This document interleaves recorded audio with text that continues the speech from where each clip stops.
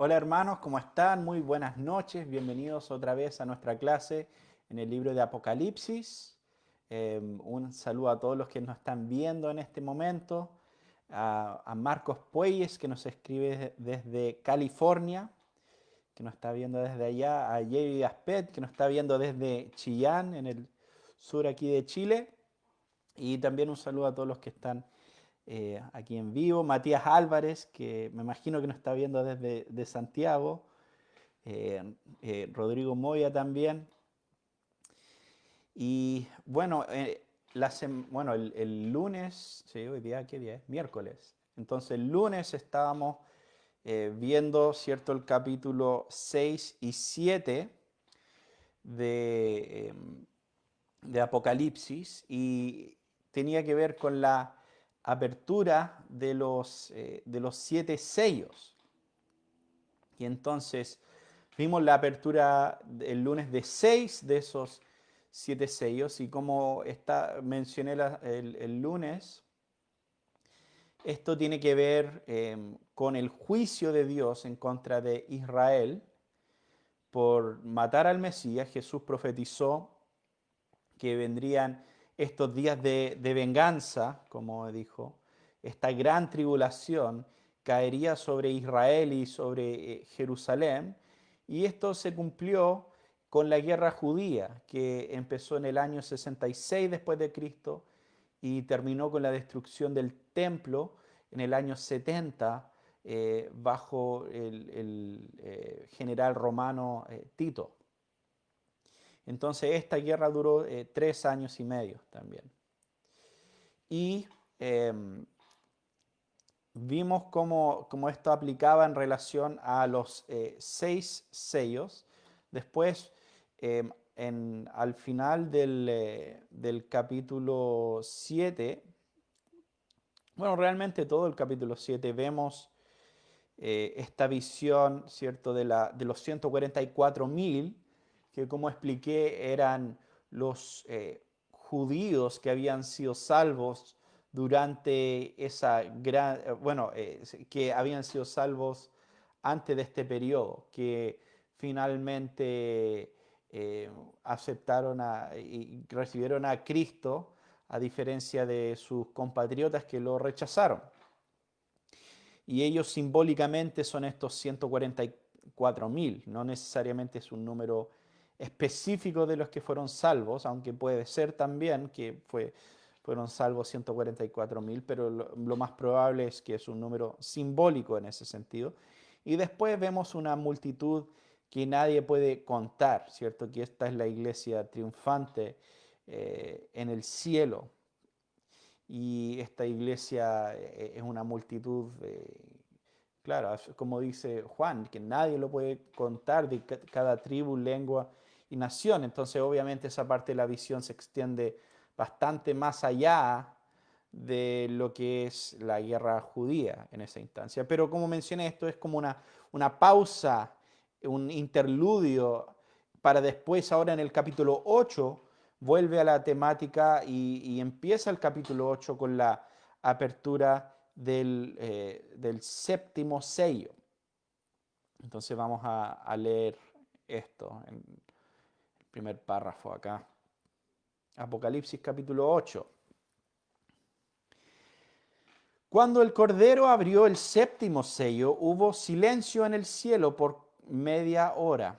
Vi a los 7 ángeles que están de pie delante de Dios, y se les dieron 7 trompetas.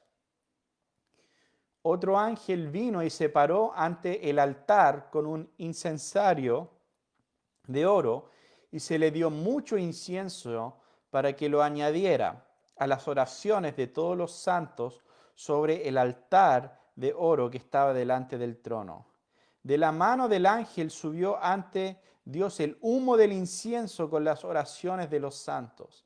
Después el ángel tomó el incensario y lo llenó con fuego del altar y lo arrojó a la tierra, y hubo truenos, ruidos, relámpagos y un terremoto.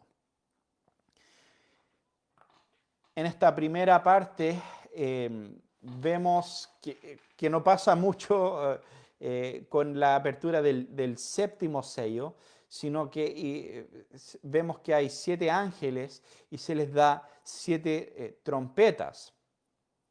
Ahora es importante entender el significado de trompetas en la Biblia, o sea, generalmente eran usadas o para reunir el pueblo, ¿cierto?, para la guerra, o también eran usadas para anunciar la invasión de un ejército enemigo. Ahora es curioso que se mencionan 7 trompetas, 7 ángeles con 7 trompetas, porque es inevitable, de cierta manera, recordar la batalla de Jericó en ese momento. En Josué capítulo 6, versículo 4, dice, 7 sacerdotes llevaban 7 trompetas de cuerno de carnero delante del arca. El séptimo día ustedes marcharán alrededor de la ciudad 7 veces y los sacerdotes tocarán las trompetas. Y después, más adelante en versículos 20 y 21, leemos, entonces el pueblo gritó a los sacerdotes, gritó y los sacerdotes tocaron las trompetas y sucedió que cuando el pueblo oyó el sonido de la trompeta, el pueblo gritó a gran voz y la muralla se vino abajo. El pueblo subió a la ciudad, cada hombre derecho hacia adelante, y tomaron la ciudad, destruyeron por completo al filo de espada todos los que había en la ciudad, hombres y mujeres, jóvenes, ancianos, bueyes, ovejas y asno. Entonces vemos que estas 7 trompetas en la batalla de Jericó eran llevados por 7 sacerdotes y eran usados para traer juicio en contra de la ciudad de Jericó en ese caso. Ahora, es bastante irónico porque en ese caso era una ciudad pagana, era Jericó, era de la tierra de Canaán. En cambio ahora, la ciudad que va a ser destruida es la ciudad santa, es Jerusalén. Entonces esto nos demuestra cómo Jerusalén se había convertido en Jericó. En ese sentido, Jerusalén, la ciudad santa, se había convertido en la ciudad pagana, en la ciudad adúltera finalmente, la ciudad infiel. Y es por eso que cae bajo este juicio como las naciones paganas cayeron bajo juicio en el Antiguo Testamento. Ahora vemos el incensario, ¿cierto? Con las oraciones de los santos. Y como hablamos la otra vez, estas son oraciones imprecatorias. Estos son los santos orando que Dios destruya a sus enemigos, que Dios intervenga en la situación en la que estaban. Entonces son el clamor de los santos en contra de los enemigos de Dios. Y vemos que eso también es mezclado con fuego del altar. Y que ese fuego del altar, junto con las oraciones de los santos, es lanzado en contra de la tierra. Y obviamente en este caso la tierra se refiere a Israel. Cuando el pueblo de Dios tenía que destruir a una ciudad apóstata, Moisés ordenó en Deuteronomio 3:16, dijo, entonces amontonarás todo su botín en medio de su plaza y prenderás fuego a la ciudad con todo su botín, todo ello como ofrenda encendida al Señor tu Dios, y será montón de ruinas para siempre, nunca será reconstruida. Ahora, según David Chilton en su comentario, el sacerdote usaba fuego del altar para prenderle fuego al botín de la ciudad. Y no tuve tiempo para encontrar las referencias de todo esto en la Biblia, pero según lo que decía Chilton, los sacerdotes eh, tenían este fuego del altar y lo mantenían encendido, este fuego santo lo llevaban de lugar en lugar para este tipo de momentos, bueno, para varias cosas en realidad, pero en este tipo de momentos tenían ese fuego encendido, ese fuego santo de Dios para destruir el botín, ¿cierto? De estas ciudades apóstatas, estas ciudades paganas, y de esa manera era el juicio de Dios en contra de ellos. Entonces, de cierta manera, lo que Chilton está diciendo es que ahora eso está pasando en Jerusalén. Ahora Jerusalén es esa ciudad pagana y todos sus bienes están amontonados en el centro y está cayendo ahora el fuego del altar sobre ellos. Y como mencioné, fíjense lo irónico que Dios usó a Israel para hacer eso, ¿cierto? Con las naciones paganas, pero ahora eso estaba ocurriendo con Israel por su desobediencia. Entonces, ahora en versículo 6 empezamos a ver los juicios que caen, las primeras 4 trompetas, ¿cierto? Y los juicios que vienen con cada una de esas trompetas. Entonces, versículo 6 dice, entonces los 7 ángeles que tenían las 7 trompetas se prepararon para tocarlas. El primero tocó la trompeta y vino granizo y fuego mezclado con sangre y fueron arrojados a la tierra. Se quemó la tercera parte de la hierba, perdón, se quemó la tercera parte de la tierra, la tercera parte de los árboles y toda hierba verde. Entonces vemos que esta primera trompeta, ¿cierto? Afecta el entorno, afecta lo que es una tercera parte de la tierra, de los árboles y de la hierba verde. Ahora, obviamente, esto no es algo necesariamente literal, ¿no? Ya hablamos en cuanto a la interpretación futurista, ellos creen que literalmente esto está hablando de que un tercio de todos los árboles en el planeta, un tercio de la Tierra va a ser quemada en cuanto al cumplimiento de esto en el futuro. Pero como ya hemos dicho, no es necesario entenderlo de esa manera y es mucho más probable que está hablando de ciertos juicios temporales en ese sentido y usando este lenguaje apocalíptico. Aún así es interesante porque tenemos el relato de Flavio Josefo hablando de la situación durante la guerra judía. Y Josefo menciona lo siguiente, dijo, los romanos, aunque trabajaban mucho en juntar el aparejo, lo que edificaban todavía levantaron sus fuertes en espacio de 21 días, derribados todos los bosques para ellos y cortados todos los árboles que había 90 estadios alrededor de la ciudad. Lo que se mostraba de la tierra movía a gran compasión, porque lo que antes solía ser estar lleno de árboles y tan adornado que parecía un paraíso, entonces se mostraba desierto, cortado todos los árboles que movían deleite grande. Ni había extranjero alguno que hubiese antes visto la ciudad y los arrabales que tenía muy lindos, que viendo en este tiempo la soledad y destrucción pudiese dejar de llorar o gemir por ver cuánto daño habían hecho las revueltas, las mutaciones al estado que los antiguos ahí solían tener. Había destruido la guerra todas las cosas señaladas y la gentileza que tenían, de tal manera que si alguno viniera de nuevo que hubiese visto esta ciudad antes, cuando estaba en su integridad floreciente, no la conociera ciertamente antes estando con sus ojos presentes, la buscara.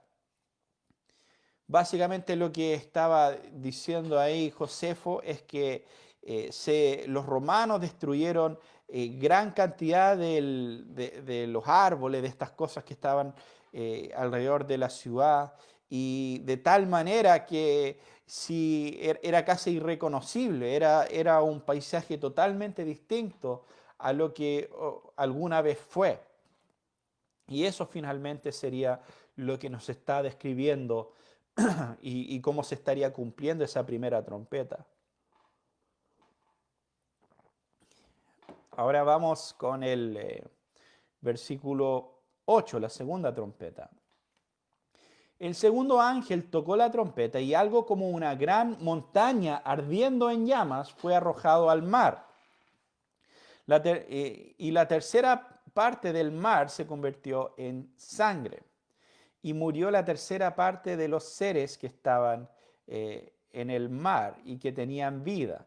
La tercera parte de los barcos fue destruida.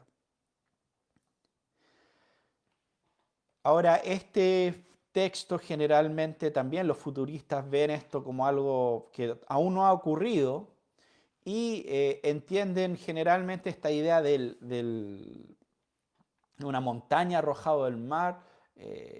Escucho algunas interpretaciones como una especie de meteorito, algo así chocando en contra de la Tierra. Me acuerdo hace hartos años habían unas películas, ¿cierto?, que mostraban este meteorito que iba a chocar con el planeta Tierra y iba a ser la catástrofe que acababa básicamente la humanidad. Y muchos lo han visto de esa manera. Ahora, ¿a qué se refiere una montaña ardiendo en llamas arrojado al mar? ¿Qué dice una montaña, ¿cierto? Bueno, es interesante y quizás esta no es no la respuesta que muchos esperarían o muchos se les ocurriría a primera instancia. Pero vamos a leer un texto que sin duda todos probablemente han escuchado alguna vez, pero probablemente no lo han considerado de esta manera. En Mateo 21, versículo 18 al 22, dice: por la mañana, cuando regresaba a la ciudad de Jerusalén, Jesús tuvo hambre, y al ver una higuera junto al camino, se acercó a ella, pero no halló nada en ella sino solo hojas, y dijo: nunca jamás brote fruto en ti. Y al instante se secó la higuera. Los discípulos se maravillaron al ver esto y decían: ¿cómo es que la higuera se secó al instante? Jesús les respondió: en verdad les digo que si tienen fe y no dudan, no solo harán lo de la higuera, sino que aun si dicen a este monte: quítate y échate al mar, así sucederá. Y todo lo que pidan en oración, creyendo, lo recibirán. Ahora, muchos este texto hoy en día lo interpretan como una especie de muestra de la fe, ¿cierto? Como de cierta manera, si tú tienes suficiente fe, vas a poder mover los montes en ese sentido. Pero es interesante el contexto, porque Jesús en esto se había quedado la noche en Betania y Jesús iba caminando en dirección a Jerusalén. Y Jerusalén, entonces tenemos que pensar en eso, que Jesús está caminando hacia Jerusalén, está viendo Jerusalén en la montaña, en la distancia elevada, porque Jerusalén estaba sobre un monte. Y en el camino maldice esta higuera. Y bueno, lo de la higuera claramente tiene que ver con Israel. Tiene que ver con el hecho de que Jesús llegó a Israel buscando fruto, no encontró ese fruto y por esa razón maldijo la higuera y dijo que no habrá más fruto de ella. Y entonces la higuera era una imagen de Israel. Y Jesús y los discípulos se maravillaban y Jesús decía: no solo eso, sino que también si tienen fe y no dudan, le dirán a este monte, no dijo a un monte cualquiera, dijo a este monte, era el monte que estaba mirando, era la ciudad de Jerusalén. Quítate y échate al mar. Y el mar simboliza las naciones gentiles, finalmente. Como mencioné antes, muchas veces en la literatura profética, el mar es puesto en contraste con la tierra y la tierra es simbólica de la tierra de Israel. En otras palabras, Jesús estaba diciendo, este monte, ¿cierto? Ahora que vemos en Apocalipsis, versículo 8, es ese monte, es Jerusalén en llamas arrojado al mar. Es el cumplimiento de lo que Jesús dijo finalmente en Mateo 21 en cuanto a Jerusalén. No está hablando de un meteorito, no está hablando de nada por el estilo. Entonces, y eso se cumple porque después del 70 los judíos fueron esparcidos a las naciones, e incluso en el presente. O sea, muchos se han regocijado del hecho de que Israel volvió a ser una nación, pero en realidad la gran mayoría de los judíos no viven en Israel. Hay más, he escuchado, no sé si las cifras seguirán siendo así hoy en día, pero he escuchado que hay más judíos en Nueva York que en Israel. Entonces realmente no es que hemos visto como el gran cumplimiento que muchos hablan. Incluso los judíos que están allá son bastante poco religiosos, podríamos decir. Son poco piadosos en ese sentido.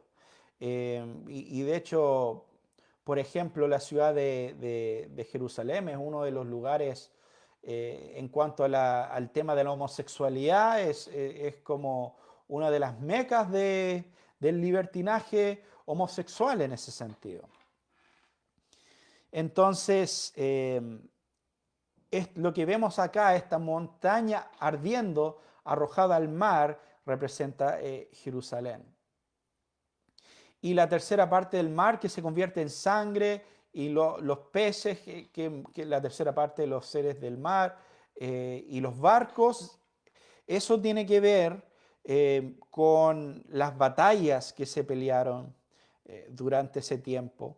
De hecho, Flavio Josefo también relata ahí sobre el mar de Galilea y cómo hubieron unas batallas ahí y habla, ¿cierto?, de barcos quebrados, de hombres ahogados y de cuerpos hinchados, calentándose después y pudriéndose los muertos, corrompían toda aquella región en tanta manera que no solo parecía este caso miserable a todos los judíos solos, pero también los que habían hecho lo aborrecieron y era muy dañoso, dice.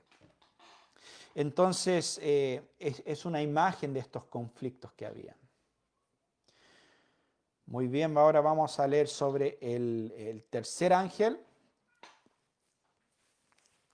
El tercer ángel tocó la trompeta y cayó del cielo una gran estrella, ardiendo como una antorcha, y cayó sobre la tercera parte de los ríos y sobre los manantiales de agua. El nombre de la estrella es Angenjo. La tercera parte de las aguas se convirtió en Angenjo, y muchos hombres murieron por causa de las aguas, porque se habían vuelto amargas. Otra vez, aquí muchos tienen una interpretación bastante similar. Pero bueno, como dice el texto, bueno, Angenjo se refiere y significa amargo. Y es interesante porque en Éxodo 15, cuando Israel salió de Egipto, había un lugar llamado, aguas que se llamaban Mara, y Mara también significa amargo, y Moisés endulzó las aguas amargas de Mara. Éxodo 15, versículos 22 al 26 nos relatan: Moisés hizo partir a Israel del Mar Rojo y salieron hacia el desierto de Shur. anduvieron 3 días en el desierto y no encontraron agua. Cuando llegaron a Mara, no pudieron beber las aguas de Mara porque eran amargas. Por tanto, al lugar le pusieron de nombre Mara. El pueblo murmuró contra Moisés diciendo, ¿qué bebemos? Entonces Moisés clamó al Señor y el Señor le mostró un árbol. Él lo echó en las aguas y las aguas se volvieron dulces. Y Dios le dio ahí un estatuto y una ordenanza. Y ahí puso la prueba. Y Dios les dijo, si escuchas atentamente la voz del Señor tu Dios, y si haces lo que es recto ante sus ojos, y escuchas sus mandamientos, y guardas todos sus estatutos, no te enviaré ninguna de las enfermedades que envié sobre los egipcios, porque yo, el Señor, soy tu sanador. Entonces aquí vemos una imagen, aguas amargas, Moisés clama al Señor, tira, ¿cierto?, un árbol en las aguas y se vuelven dulces. Y termina con Dios diciendo que si Moisés y el pueblo escuchaban sus mandamientos, no enviaría las plagas o las enfermedades que envió sobre Egipto. Ahora, lo que estamos viendo es la consecuencia de la desobediencia de Israel. Y el reverso, el opuesto, ahora en vez de las aguas amargas volviéndose dulce, ahora las aguas dulces se vuelven amargas por esta piedra, perdón, esta estrella ardiendo como una antorcha. Y vemos el reverso, vemos que por la desobediencia de Israel ahora las aguas se vuelven amargas en ese sentido. Y tiene que ver con la bendición de Dios y con Deuteronomio 28. O sea, si lees Deuteronomio 28, ves como las bendiciones relacionadas al pacto, pero también las maldiciones. Y las maldiciones son lo opuesto de las bendiciones. Entonces vemos aquí la maldición cayendo sobre Israel por su desobediencia, las aguas dulces que se vuelven amargas. El cuarto ángel tocó la trompeta y fue herida la tercera parte del sol, la tercera parte de la luna, la tercera parte de las estrellas, para que la tercera parte de ellos se oscurecieran y el día no resplandeciese. No resplandeciera en tercera parte y asimismo en la noche. Entonces miré y oí volar un águila en medio del cielo que decía a gran voz, ay, ay, ay de los que habitan en la tierra, a causa de los toques de la trompeta que faltan, que los otros 3 ángeles están por tocar. Entonces, acá vemos estas imágenes, podríamos decirlas apocalípticas en relación al sol y la luna y todo esto, como ya he dicho varias veces y lo vimos con los 7 sellos, tiene que ver con la caída de imperios, de naciones, de movimientos políticos. En los profetas del Antiguo Testamento se describen estas destrucciones y juicios en relación a acontecimientos cósmicos que tienen que ver con el sol, la luna y las estrellas. Entonces, eso es lo que se está relatando acá. Y hay algo interesante porque aquí en versículo 3 hay una variante textual. Algunas Biblias dicen ángel, pero en este caso esta traducción dice, oí volar un águila. Y esto es muy interesante porque justamente el águila es el símbolo de Roma. El águila, como todos saben realmente, me imagino todos han visto las películas, han visto cómo los romanos llevaban el símbolo ese del águila. Y hace estos lamentos, los ayes, y eso es algo que Vemos también cuando Jesús en Mateo 23 está lamentando, declarando sus maldiciones y ayes en contra de los fariseos en ese caso y de los escribas, y termina hablando de esa destrucción del templo en ese capítulo. Entonces, la idea de esto, porque si se dan cuenta, las primeras 4 trompetas afectan solo 1/3 de las cosas. Y eso significa que es solamente la parte menor. Ahora, la guerra judía empezó en el norte, en la región de Galilea, y le tomó a los romanos casi 3 años en llegar al sur, hasta Jerusalén, y en sitiar la ciudad.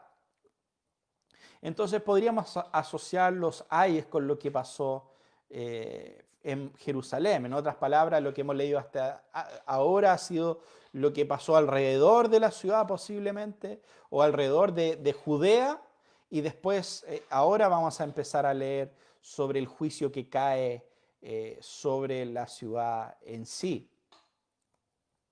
Y ahí es donde llegamos a la 5ª trompeta en el capítulo 9. Muy bien. El 5.º ángel tocó la trompeta y vio una estrella que había caído del cielo a la tierra y se le dio la llave del pozo del abismo.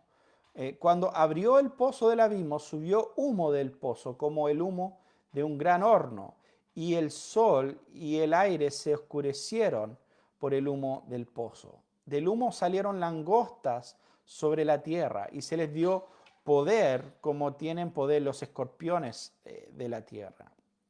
Se les dijo que no dañaran la hierba de la tierra, ni ninguna cosa verde, ni ningún árbol, sino solo los hombres que no tienen el sello de Dios en la frente.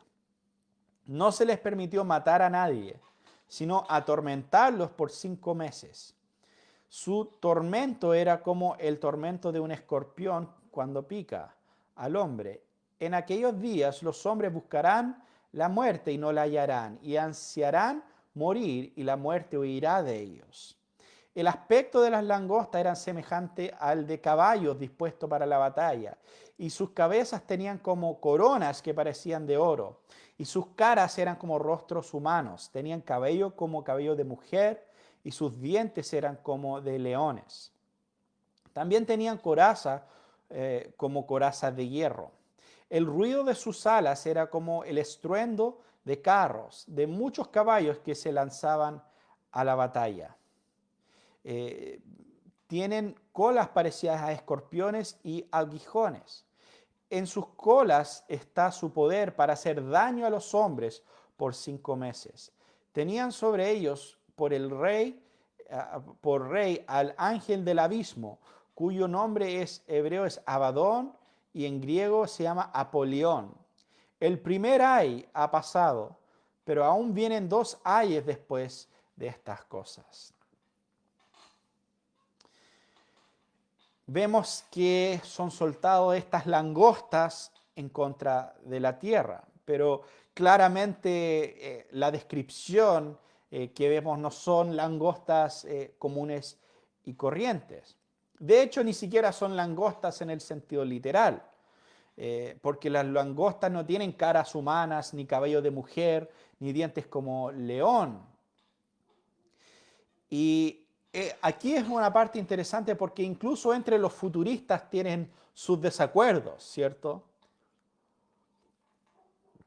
Un intérprete muy popular, Hal Lindsey, pensaba que en realidad esto era una descripción de guerra, de guerra moderna, de helicópteros, y que Juan, de cierta manera, lo que vio eran helicópteros, pero no los entendía, entonces los describió como especies de langostas.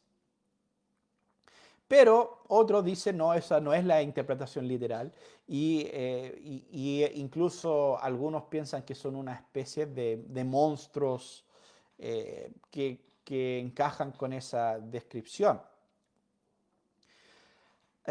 Ahora, En realidad creo que estas langostas no representan a alguna criatura normal o algún tipo de monstruo en este sentido, sino que representan demonios. Son guiados por el ángel del abismo, por Apolión, por Satanás. Estas palabras Abdón y Apolión significan destructor. Salen del abismo, del hogar de los demonios. Y vemos en Lucas 8:31 que los demonios le suplican a Jesús que no los mandaran al abismo. Ahora, las langostas eran devastadoras en la antigüedad. Claramente no mataban a las personas, pero traían destrucción donde iban. Destruían todo lo que habían sembrado, y el problema es que eran tantas que nadie los puede detener. Y Joel se refiere a las langostas como un ejército devastador.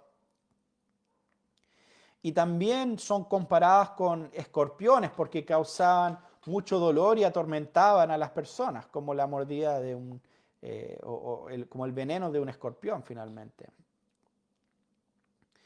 Y en Lucas, ¿cierto? 10, 19 y 20, Jesús dijo: he aquí os doy potestad de hollar serpientes y escorpiones, y sobre toda fuerza del enemigo, y nada os dañará. Pero no os regocijéis que los espíritus se os sujetan, sino regocijaos de que vuestros nombres están escritos en los cielos. Ahora, muchos han tomado estos pasajes para decir que los cristianos tienen un poder sobrenatural de poder no ser mordidos por las serpientes venenosas o escorpiones. Incluso hay unas iglesias medias extrañas donde los predicadores manejan serpientes venenosas en el culto. Pero eso no es lo que se está refiriendo a este pasaje, porque habla de serpientes y escorpiones y sobre toda fuerza del enemigo. Entonces, está hablando de serpientes y escorpiones no en el sentido literal, sino en relación a demonios. Y es por eso que versículo 20 dice que no se regocijen porque los espíritus se sujetan a ustedes. Porque está hablando de entidades espirituales en ese contexto.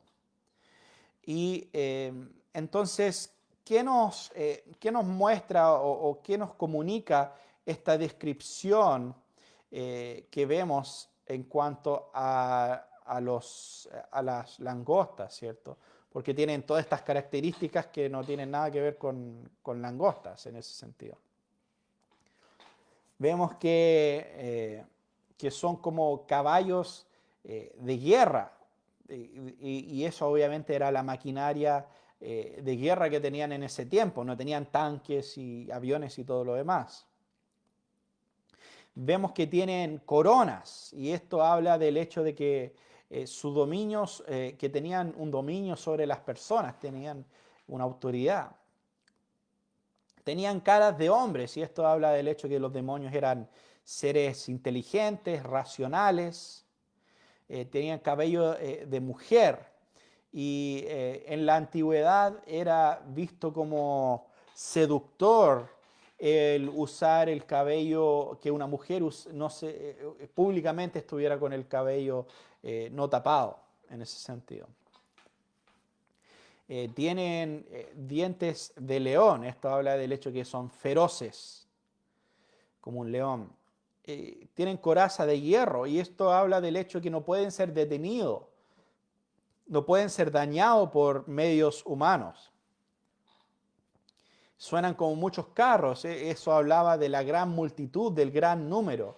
Y básicamente lo que se está describiendo acá es la invasión demoníaca espiritual que cayó sobre Jerusalén. Obviamente había una parte, por así decirlo, físico, ¿cierto?, de los ejércitos romanos y todo lo demás, pero también fue un ataque espiritual, un ataque demoníaco. En Mateo 12, 43 al 45 encontramos este texto y dice, cuando el espíritu inmundo sale del hombre, pasa por lugares áridos buscando descanso y no la halla, entonces dice, volveré a mi casa de donde salí y cuando llega la encuentra desocupada, barrida y arreglada. Entonces va y toma consigo otros 7 espíritus más depravados que él y entrando moran ahí. Y el estado final de aquel hombre resulta peor que el primero. Así también será con esta generación perversa, dijo Jesús. Entonces muchos creen que esto está hablando de personas individuales y en relación a la posesión demoníaca, ¿cierto? Y principios sobre la posesión demoníaca. Pero en realidad Jesús está describiendo su ministerio a Israel como que Jesús echó fuera un demonio de Israel, podríamos decir. Y eso es lo que ocurrió. Jesús fue de lugar en lugar, echando fuera demonios, sanando a los enfermos. Era como si Jesús hubiese hecho esto, un exorcismo sobre Israel. Pero como Israel lo rechazó, ¿cierto? Los demonios volvieron. Y volvieron 7 veces más demonios de lo que había al principio. Y es por eso que el estado final de aquel hombre resulta peor que el primero. Y así es con esa generación, como dice Jesús. Y vemos que estos demonios se le permite como atacar a los hombres por 5 meses. Y 5 meses también es lo que duró el sitio a la ciudad de Jerusalén, que empezó el 14 de Nisan durante la Pascua, y que sería principios de abril, básicamente para nosotros, y terminó el 6 de agosto del mismo año. O sea, sería 4 meses y fracción lo que fue, pero en ese pensamiento judío, o sea, las fracciones de un día, por ejemplo, son considerados otro día. Entonces, esos 5 meses fue el sitio de la ciudad de Jerusalén. Y bueno, la verdad, al leer sobre el comportamiento de las personas en la ciudad de Jerusalén durante el sitio, no es difícil de entender que eran personas endemoniadas, o sea, que estaban totalmente endemoniadas dentro de la ciudad, se comportaban de forma totalmente irracional, canibalismo, peleando entre ellos, incluso las facciones en algún momento quemaron los graneros de los otros, entonces destruyendo la poca comida que había. Apuñalaban cadáveres por entretención, entonces era una situación totalmente endemoniada la que había dentro de la ciudad. Muy bien, ahora vamos a la sexta trompeta que empieza aquí en el versículo 13. El sexto ángel tocó la trompeta y oí una voz que salía de los 4 cuernos del altar de oro que está delante de Dios. Y decía al sexto ángel que tenía la trompeta, suelta a los 4 ángeles que están atados junto al gran río Éufrates. Y fueron desatados los 4 ángeles que habían sido preparados para la hora, día, el mes y el año, para matar a la tercera parte de la humanidad. El número de los ejércitos de los jinetes era 200 millones, y yo escuché su número. Y así como vi en la visión los caballos y los que lo montaban, los jinetes tenían coraza color fuego, de jacinto, de azufre, las cabezas de los caballos eran cabezas de leones, y sus bocas salía fuego, humo y azufre.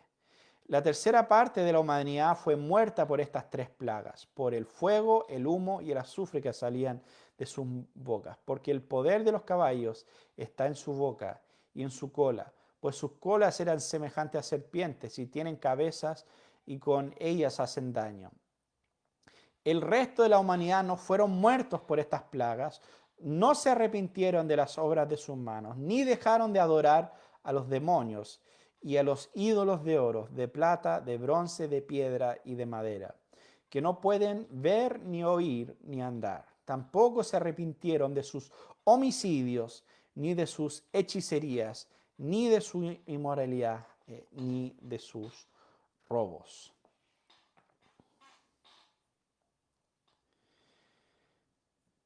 Entonces, la primera parte del capítulo describe la invasión espiritual en contra de la ciudad de Jerusalén. Esta segunda parte representa la invasión, por así decirlo, física en contra de Jerusalén. Representa los ejércitos romanos. Y vemos que habla del río Éufrates y que estos, ¿cierto? Los cuatro ángeles están atados junto al gran río Éufrates.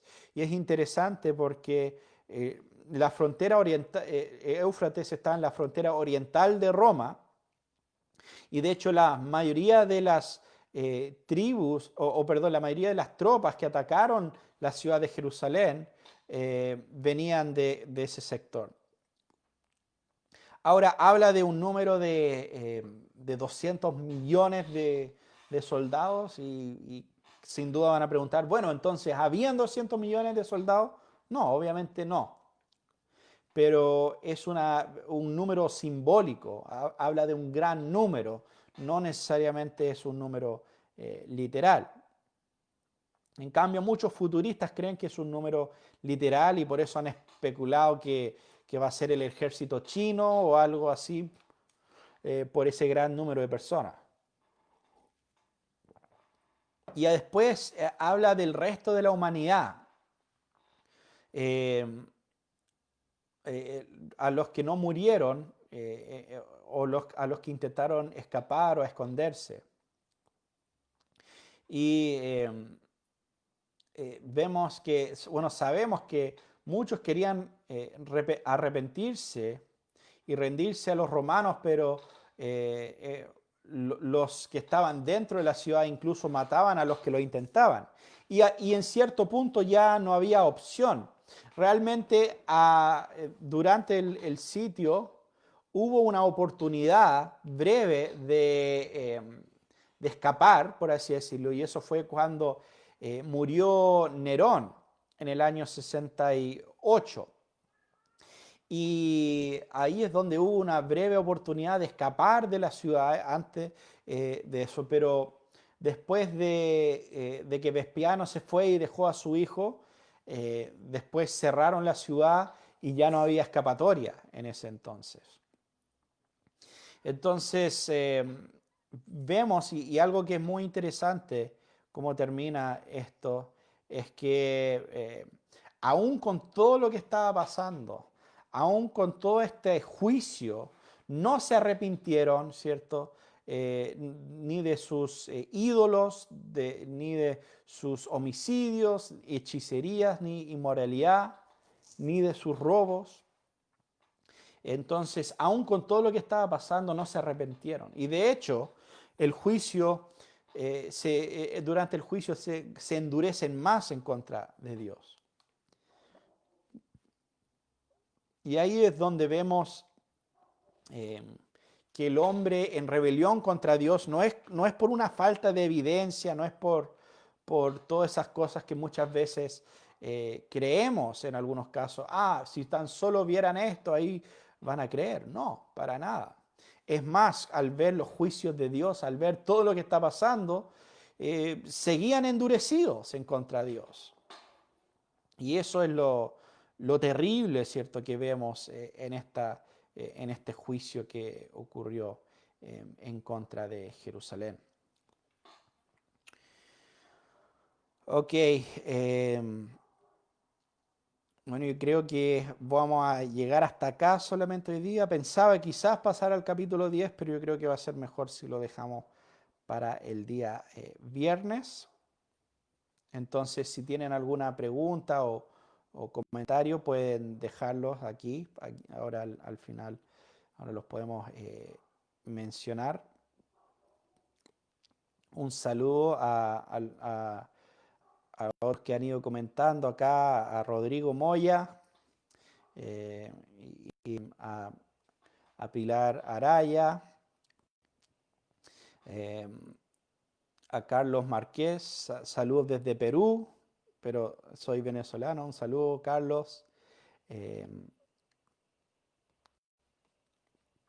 Muy bien, varios se han ido conectando, algunos amigos ahí fueron etiquetados, no sé si estarán escuchando o no, pero un saludo ahí sí, a Juan Córdoba, a David Mardones, a algunos otros que están ahí.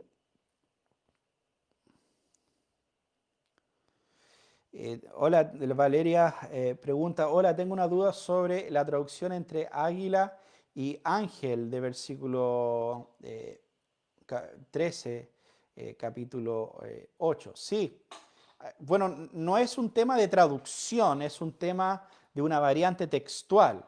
Es que el tema es que son dos palabras diferentes, pero algunos manuscritos dicen una palabra y algunos manuscritos dicen la otra. Entonces, no tengo a la mano todo bueno, es todo un tema de las variantes textuales y uno puede leer, por ejemplo, el comentario de Bruce Metzger sobre el texto griego del Nuevo Testamento y ahí él dice, bueno, esta variante, más probable que este refleja el original y no este otro. Entonces, esta Biblia, la nueva Biblia NBLA es la traducción que estoy usando y ellos optaron por águila. No me acuerdo si la Reina Valera opta por águila o no. Pero sí, tiene que ver con una variante textual, no con un tema necesariamente de traducción. Sergio Mellado pregunta, ¿cuándo comienzan las profecías para nuestro tiempo? Muy buena pregunta, de hecho, y bastante oportuna, porque, bueno, el viernes lo voy a explicar mejor, pero entrando ya al capítulo 10, yo entiendo el capítulo 10 como una introducción justamente a una serie de profecías que tienen que ver con de la iglesia y mañana o el viernes lo voy a explicar mejor por qué pienso eso y todo lo demás. Pero justamente acá el capítulo 9 llegamos al fin de esta sección que habla de Jerusalén. Después hay una sección que tiene una visión más general, ¿cierto? Pero aún así hay ciertos momentos, incluso en esto, como vimos el lunes, que estamos hablando de Jerusalén y después saltamos a la multitud que nadie puede contar. Obviamente ahí ya nos fuimos bastante más allá de la destrucción de Jerusalén. Entonces hay ese elemento a través del libro donde se está hablando de, por un lado, una parte habla de la destrucción de Jerusalén y después salta como si nada a toda la era de la iglesia o al final del mundo, en cierto sentido. Entonces, eso es la realidad que vamos a estar viendo en más detalle el viernes. Pablo Medina, gracias por la enseñanza. Excelente. Cristian Roberto Paulino, gracias desde República Dominicana.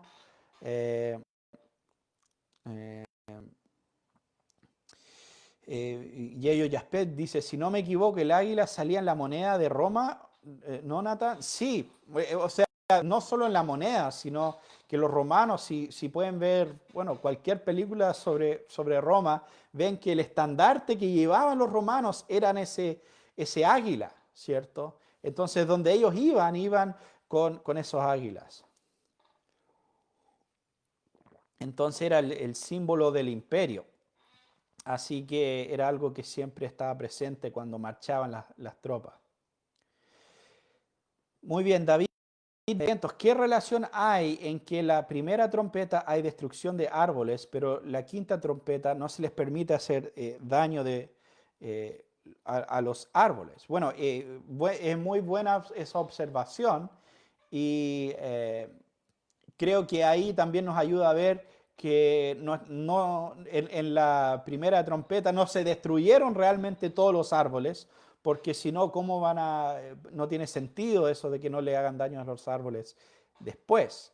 Y evidencia de que está usando lenguaje bastante apocalíptico y figurativo, que no es que, y no es que un tercio realmente fue destruido, y no es que todos los árboles realmente fueron destruidos, porque si no, no tiene sentido lo que vemos después, más adelante, en el capítulo 9.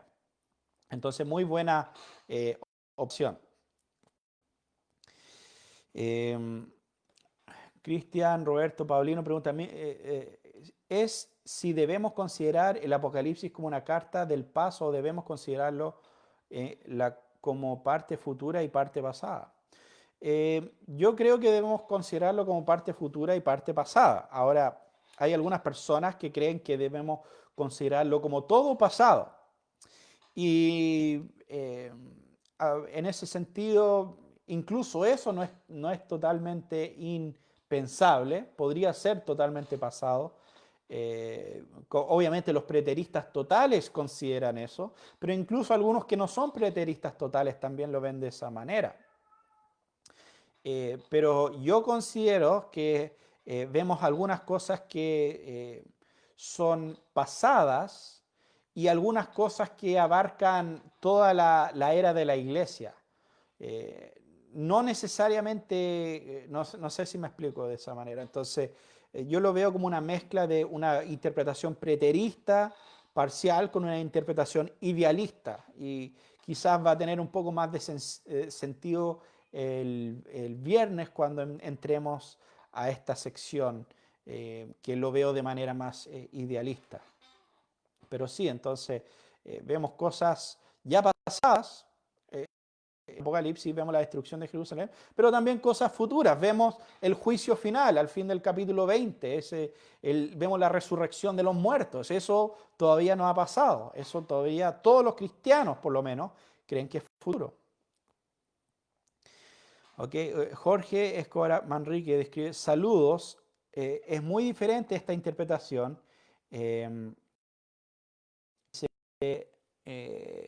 A veces se siente siente rebuscada la explicación. Ahora, esto no es lo que me sorprende. Lo que me sorprende es el salto tan distante entre la interpretación del libro. Sé que necesito leer más material, lo digo en mi caso, pero muy buena la clase. Excelente. Y Jorge, ahora entiendo que se puede ver un poco rebuscado en algunos casos, pero honestamente, si has escuchado a un futurista interpretar el libro de Apocalipsis, están sacando de todos lados. Bueno, aquí está Rusia y aquí está y un poco de acá, un poco de allá, y que en Jerusalén, y después esto representa. Entonces, todos de cierta manera sacan cosas diferentes al lado. Ahora, creo que la diferencia, en un sentido positivo, por lo menos lo que he intentado con esta interpretación, es que no estoy sacando de cualquier lado. La mayoría de lo que estamos haciendo es simplemente comparando escritura con escritura. Estamos comparando los textos de Apocalipsis con los textos proféticos del Antiguo Testamento. En esta clase misma hemos leído Éxodo, hemos leído los profetas, Isaías, Ezequiel. Entonces, no es tan rebuscado si estamos familiarizados con el Antiguo Testamento. Ahora, lamentablemente, y creo que este es uno de los grandes problemas, es que no estamos, por lo general, como evangélicos, yo me incluyo, no estamos tan familiarizados con el Antiguo Testamento y especialmente con los libros proféticos. O sea, eh, me acuerdo un hermano, estaba escuchando un podcast el otro día, y él estaba contando la historia de lo que le inspiró a leer toda la Biblia por primera vez cuando él era joven. Y había un tratado, en el tratado había un cristiano que básicamente muere y va al cielo y se encuentra con Sofonías en el cielo. Y se encuentra con Sofonías en el tratado y dice, hola, soy Sofonías, ¿qué te pareció mi libro? Y el cristiano queda como marcando ocupado, porque nunca había leído Sofonías. Eh, entonces, es algo muy común para nosotros como evangélicos no conocer muy bien el Antiguo Testamento, ni los profetas mayores. Bueno, quizás conocemos Daniel y uno que otro, pero los profetas menores, difícil. Entonces, cuando empezamos a ver lo que dicen estos textos, es un poco extraño para nosotros. Pero necesitamos justamente profundizar más en esos textos. Eh, Muy bien, Matías dice, la Biblia nos habla del pasado, del presente y del futuro. Claro. Em, Sí, o sea, la Biblia aplica a muchas cosas, finalmente. Podemos aplicar la Biblia, incluso cosas pasadas, incluso lo que hemos leído hoy día, podemos aplicarlo, ¿cierto? Entendiendo y viendo los juicios de Dios, cómo Dios ejecuta sus juicios, cómo Dios es fiel y todo esto. Eso es una lección para nosotros, pero no aplica a nosotros diferentes, sino que aplica en ese caso a Jerusalén. Entonces hay que distinguir a veces entre cumplimientos de profecías y aplicar la Biblia, que no necesariamente son lo mismo. Cristian Quiriolo dice, me acabo de comprar el comentario de G.K. Beale. ¿Qué tal será? Por si conoces su posición. El comentario de Beale es bastante bueno, es muy bien considerado. De hecho, yo tengo el comentario, no sé si tienes la versión, porque hay la versión larga y hay la versión más corta. Yo tengo la versión más corta, pero aún así es cototo. Pero sí es buen comentarista G.K. Beale. No, yo no estoy de acuerdo en todo con él, pero en ciertas cosas sí, en ciertas cosas no, pero sin duda es un comentario muy valioso. Entonces, muy bien. Muchas gracias a todos los hermanos que se han conectado hoy día y por las preguntas y todo. Es muy bueno tener esa interacción, esa retroalimentación. Espero que este tiempo haya sido de bendición para ustedes y vamos a continuar, ¿cierto? Viernes vamos a seguir en nuestro estudio y vamos viendo el capítulo 10 y quizás después el capítulo 11. Así que Dios les bendiga, que tengan muy buena noche y nos vemos el viernes.